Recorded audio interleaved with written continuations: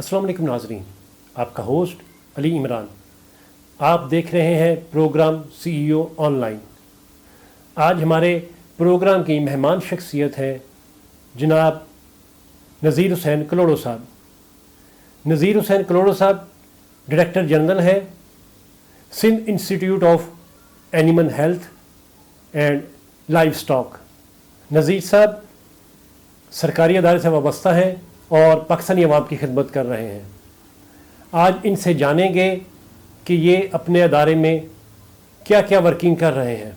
जी नाजरीन, एक बात का जिक्र करता चलूँ कि Sindh institute of animal health ये पाकिस्तान का वाहिद इदारा है जो जानवरों की हेल्थ के लिए वैक्सीन बना रहा है। इस हवाले से भी नज़ीर साहब से डिटेल से बात करेंगे। अस्सलाम वालेकुम नज़ीर साहब, प्रोग्राम में खुशामदीद। वालेकुम सलाम, आपकी मेहरबानी। जी नज़ीर साहब, हमने ये देखा आपने अपनी मेहनत और जद्दोजहद से इस इदारे को बहुत ज़्यादा तरक्की दी है, और ये तरक्की किन मुश्किलात और आसानियों के बाद मिली, और ये जो कामयाबियाँ हैं ये कैसे नसीब हुई, इसके बारे में बताइएगा। ज़ाती तौर पे अगर देखें तो एज ए स्टूडेंट हर बंदा कोशिश करता है, लेकिन कुछ चीज़ें जो हैं वो कुदरत की तरफ से आपको मिलती हैं, कुछ खुदा की तरफ से आपको कोई ना कोई टास्क मिलता है तो उसके लिए आप तैयार रहे होते हैं। आम तौर पे अगर देखा जाए तो आसानियाँ जो हैं वो आपको बहुत ज़्यादा सॉफ्ट और जेंटल बना लेती हैं, और फिर आप चैलेंजिंग के लिए तैयार नहीं होते। तो बच्चों के अंदर अगर जितनी आसानियाँ होती हैं तो वो उतनी मेहनत नहीं करते। तो जो मेरा बचपन था तो ज़ाहिर है वो विलेज लेवल पे था या टाउन लेवल पे था। कोशिश की कि घर के काम भी करें और उसके अलावा सिंसियरली जितने भी हैं डेडिकेशन के साथ काम करें।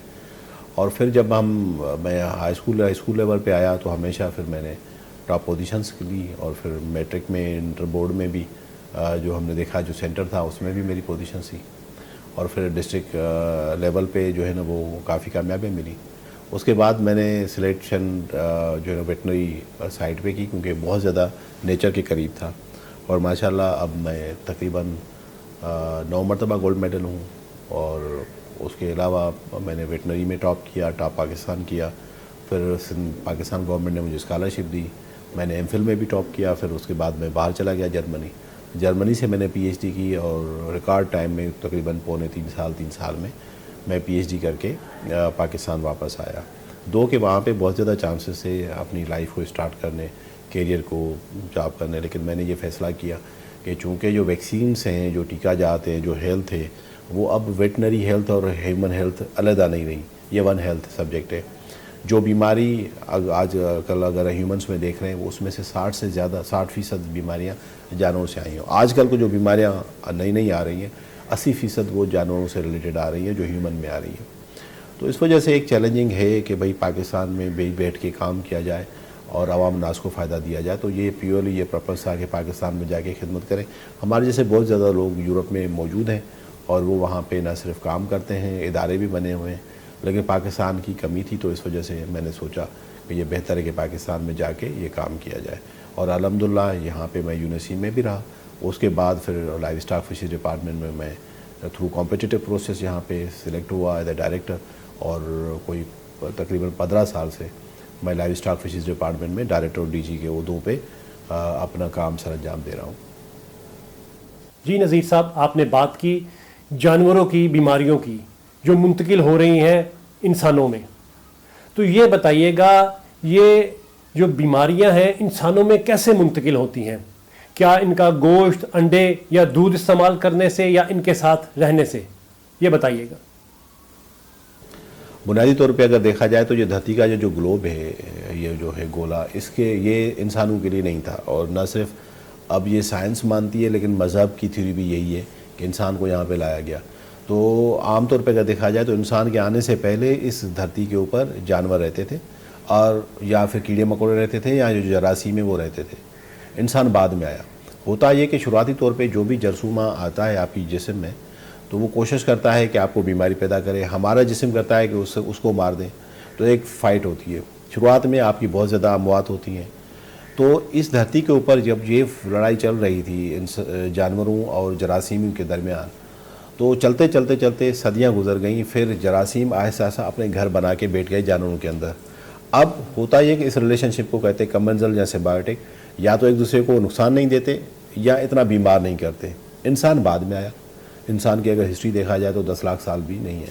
تو اگر انسان جب بعد میں اس دھرتی پہ آیا تو جو جراثیمہ ہیں وہ اس کے لیے نیا ہیں، تو جب تک وہ بار بار اس کو اٹیک کرتا ہے، بیمار ہوتا ہے، تو پھر مثال کے طور پہ ڈینگی آج سے 5 سال پہلے 6 سال پہلے آئی، پاکستان میں پہلے نہیں تھی، اور پھر اب ڈینگی کوئی اتنا بڑا مسئلہ نہیں رہا کیونکہ بار بار انفیکشن کرتے ہم نے امیونٹی ڈیولپ کر دی اور ہم بچ جاتے ہیں اس سے۔ پہلے بہت زیادہ لوگ مرتے تھے، پھر چکن گونیا اب آ گیا ہے تو اس کو ہم دیکھ رہے ہیں۔ کورونا میں اتنے لوگ مر رہے تھے شروعات میں، اب کووڈ جو ہے نا بار بار لگ رہا ہے انسان کو کیونکہ ہم نے امیونٹی ہارڈ امیونٹی آ گئی۔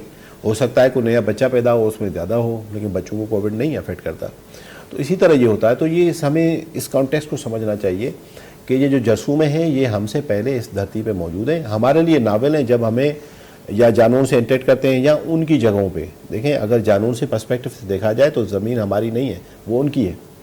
تو ہم جب نئی جگہ پہ جا کے ہم نے جو ہے نا وہ بڑے بلڈوزر لے کے جب ان کو گھروں کو توڑتے ہیں، اینٹ جو آنٹ ہوتی ہے یا جو کیڑے مکوڑے ہوتے ہیں ان کے بھی تو گھر بنے ہیں، ان کے بھی خاندان ہیں، جو جنگلی جانور ہیں یا پرندے ہیں ان کے بھی خاندان ہیں، تو وہ کسی نہ کسی سیٹنگ میں وہ رہ رہے تھے۔ ہم نے سمجھا کہ نہیں ہم نے جو ہے نا یہ ہمارا پلاٹ ہے، یہ ہماری زمین ہے، تو ہم نے ان کے گھر مسمار کر دیے۔ تو وہاں پہ نہ صرف جانور وہاں سے ہٹے، لیکن وہاں سے وہ جو جراثیم ان کے ساتھ رہ رہے تھے وہ بھی تو کہیں نہ کہیں انسانوں میں منتقل ہوں گے۔ تو اس کے 4-5 ریزن ہیں جس کے اندر انسان ایک جگہ پہ نہیں، وہ ٹرانسگریس کر رہا ہے انسان اپنی جگہ پہ۔ پاپولیشن بہت ہو گئی ہے، ہم سمندروں میں جا رہے ہیں، ہم جنگلوں میں جا رہے ہیں، ہم پہاڑوں پہ جا رہے ہیں، ہم ہوا میں جا رہے ہیں، اسپیس میں جا رہے ہیں، تو ہر جگہ کے جراثیم ہمارے پاس لگ سکتے ہیں۔ دوسرا، فاسٹ ٹریک ٹریول ہو گیا ہے، گلوبل ولیج ہو گیا ہے۔ پہلے ایک انسان اگر 100 کلومیٹر کا سوچتا تھا تو کم از کم 1 ہفتہ لگتا تھا 100 کلومیٹر فاصلہ کرنے میں، اب 100 کلومیٹر جو ہے ہم 1 گھنٹے میں کر رہے ہیں۔ تو اس وجہ سے بھی ہمیں، اگر مجھے انفیکشن ہے اور اگر میں کہیں جاتا ہوں تو میں اپنی زندگی میں کوئی مثال کے طور پہ اس کو تو چھوڑے، اگر آپ صرف 1 سال دیکھیں تو 1 سال میں کوئی میں 5000 10,000 لوگوں سے زیادہ ملتا ہوں۔ اب پہلے زمانے میں کوئی ایک بندہ 1 سال کے اندر کوئی 100 لوگوں سے ملتا ہوگا نہیں۔ تو اس طرح پھیلاؤ بڑھتا ہے اور یہ انفیکشنز پہلے سے موجود ہیں۔ ہمیں جب ہماری لائف میں وہ آتے ہیں ایکسیڈنٹلی تو وہ پھر ریکارڈ ہو جاتے ہیں، پھر انسیڈنٹس ہوتا ہے۔ تو اگر پرانے انفیکشنز کو دیکھیں تو 60% انفیکشن جو ہے نا وہ جانوروں سے آئے ہوئے ہیں انسانوں میں۔ آج کل کے انفیکشن دیکھیں تو 80% جو نئے انفیکشن آ رہے ہیں، بیماریاں آ رہی ہیں، وہ جانوروں سے منتقل ہو رہی ہیں۔ تو یہ ضروری نہیں کہ وہ کھانے والے جانور ہوں یا جو ذبح ہم کرتے ہیں وہ ہوں، وائلڈ لائف سے، پیکاک سے، جہاں جہاں جو سیٹنگ ہے، ریپٹائلس ہیں، ہر جگہ سے کوئی نہ کوئی وائرس اٹھ کے بیکٹر آ جاتا ہے کیونکہ ہم نے ان کو انٹرفیئر کیا ہے، ہم نے ان کے گھروں کو، ان کی لائف کو ڈسٹرب کیا ہوا ہے۔ جی نذیر صاحب، آپ نے بہت ہی معلوماتی گفتگو کی اور ہمارے ناظرین کو نالج بھی دیا۔ یہ بتائیے گا کہ آپ کا ادارہ R&D کے حوالے سے کیا کر رہا ہے، ریسرچ اینڈ ڈیولپمنٹ کس لیول کی ہو رہی ہے اور آئندہ کیا پلاننگ ہے آپ کی؟ اس ادارے کے حوالے سے تو ہم R&D کے بغیر رہ ہی نہیں سکتے۔ ریزن یہ ہے کہ یہ Sindh university of animal health Karachi کے پاس A to Z سلوشن ہوتا ہے۔ ہم سب سے پہلے تو فیلڈ میں جاتے ہیں، پرابلم دیکھتے ہیں، اس کے سیمپل کلیکٹ کرتے ہیں، وائرس بیکٹیریا کو آئسولیٹ کرتے ہیں، پھر اس کو میچ کرتے ہیں کہ یہ پہلے موجود تھا یا نیا ہے۔ اگر پہلے موجود تھا تو اس میں کوئی چینج ہے، نہیں ہے تو پہلے والی ویکسین چلائیں، اور اگر یہ نیا آ گیا ہے تو نئے کے لیے پھر اس کو ڈیولپ کریں، اس کی ویکسین ڈیولپ کریں۔ تو اس کے سارے مراحل ہم کرتے ہیں۔ پھر ویکسین ڈیولپ کرنے کے بعد نہ صرف گورنمنٹ سپلائز کرتے ہیں ڈپارٹمنٹس کو، لیکن ہم فارمرس تک اس کو پہنچاتے ہیں۔ تو ریسرچ اینڈ ڈیولپمنٹ کے بغیر تو کام ہی نہیں ہو سکتا، کیونکہ اب آج کل کے وائرس اور پیتھوجن وہ اتنے سمارٹ ہیں اور ہماری جتنی لائف اسٹائل ہے اس میں یہ آ گیا کہ وہ بار بار ملٹیپلائی ہو رہے ہیں۔ تو اس وجہ سے یہ کہ بہت جلد میں اپنی وہ شکل چینج کر لیتا ہے، میوٹیٹ ہو جاتا ہے۔ تو R&D بہت ضروری ہے اس کسی بھی ادارہ۔ باقی اوورآل اگر پاکستان میں دیکھا جائے تو انجینئرنگ سائڈ پہ دیکھیں، میڈیکل سائڈ پہ دیکھیں، باقی چیزوں میں دیکھیں تو ہماری جو گورنمنٹ سیکٹر کی جو پبلک اسپینڈنگ ہے وہ بہت کم ہے۔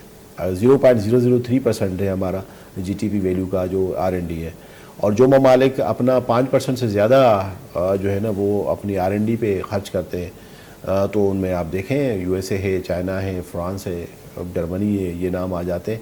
اور ان کی پروڈکٹ جو ہے نا وہ جب آتی ہے تو ہم مہنگے داموں خریدتے ہیں۔ عام طور پہ اگر یہ پروڈکٹ ہم دیکھیں تو اس کی R&D کے اگر 5 روپے ہم خرچ کر لیتے اور خود بنا لیتے تو وہ چیز 50 روپے میں ہمیں گھر میں پڑتی. لیکن کہیں باہر سے R&D ہوتی ہے تو جب ہمیں وہ چیز 500 روپے میں ملتی ہے تو نہ صرف ہم ان کے 5 روپے R&D والے ہم پے کر رہے ہوتے ہیں, لیکن اس کی پروڈکشن کاسٹ جو 50 روپیہ تھی وہ بھی پے کر رہے ہیں اور اس کے ساتھ پروفٹ بھی کر رہے ہیں.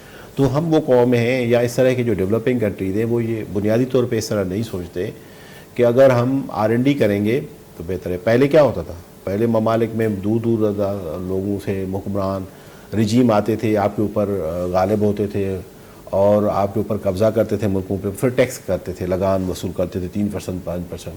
آج کل کا نیا زمانہ ہے, اس میں اس طرح کی فوجیں آ کے کسی کے اوپر حملہ نہیں کرتی. آج کل یہ سلسلہ ہے کہ بھائی اگر میرے پاس واچ ہے تو یہ پاکستان سے نہیں ہے, کہیں اور ممالک سے, چشمہ ہے تو کہیں اور ممالک سے, کمپیوٹر ہے تو کہیں اور سے. تو پہلے اگر میں کسی کا غلام تھا تو 3% یا 5% میں ٹیکس پے کر رہا تھا. اب تو میں ان کی 80% جو اس کی پروڈکٹس ہیں وہ یوز کرتا ہوں, تو ظاہر 80% ان کی بجٹ, ان کے جو معاملات R&D ہیں وہ ہم آپ سب لوگوں کے خرچے سے چل رہی ہیں. تو ان کو 3% 5% کلیکٹ کر کے حملہ کر کے کیا ضرورت ہے.